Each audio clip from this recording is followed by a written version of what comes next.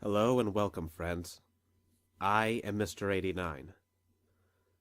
It is with a heavy heart and regret that I inform you who do not know that one of the internet greats, Monty Oum, has passed away. When I first heard of Monty, it was from one of his earliest works, Haloid. When I first watched it, I was instantly enthralled with what I saw. The characters, the movements, the incredible actions made, created not just from a couple of character models moving around, but from the imagination of just one man. One single man who had one single idea that eventually blossomed into something great. From there I watched with bated breath his dead fantasy videos. And while I was never truly acquainted with the Dead or Alive games before or after watching these videos, I could tell that Monty had such respect for both franchises, watching the characters move and react like a dance. I wondered what it would be like inside his mind to take part in his imagination. So you could imagine my surprise and utter joy when I learned that Monty would be working at Rooster Teeth, the internet company that most likely redefined comedy on the net. I doubt there was a person on the internet 2 years prior to Monty's coming aboard that did not know a thing about Rooster Teeth.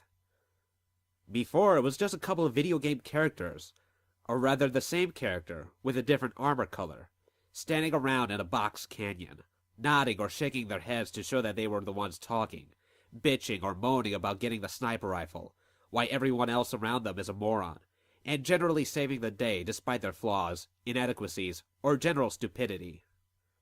When Monty came aboard, a whole new playing field was added. Suddenly, Rooster Teeth was blessed with someone who could enhance what they already had. I remember the first time I saw his work in action.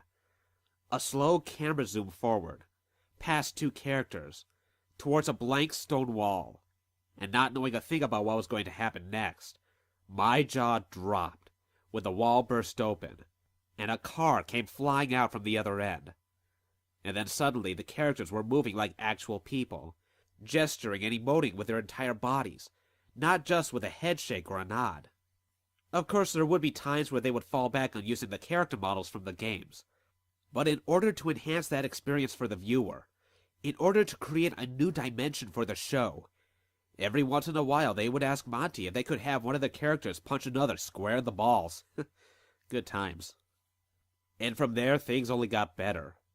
Monty began to work on his show, Ruby, an anime-inspired show featuring several hunters and huntresses battling against the forces of evil, while at the same time hanging out in the school cafeteria. A show that was entirely made from scratch, not with pre-made character models, but coming from the mind of a greatly imaginative fellow.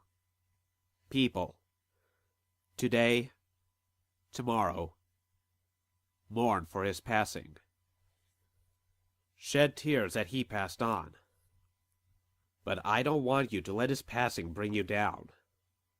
Instead, I want you to be inspired by the life he had. He has done so much. He has lived a life that is truly inspiring. I want you, after you have cried your last tear, to pick yourselves up, brush yourselves off, and paint something. Write something, sculpt something, make something. Let Monty Oum's life be a shining star of inspiration to all of you. Even if you think you have nothing to give, you're wrong. Everyone has something to give. Everyone can do something great. And Monty is one of the greats. Thank you, Monty Oum. Goodbye.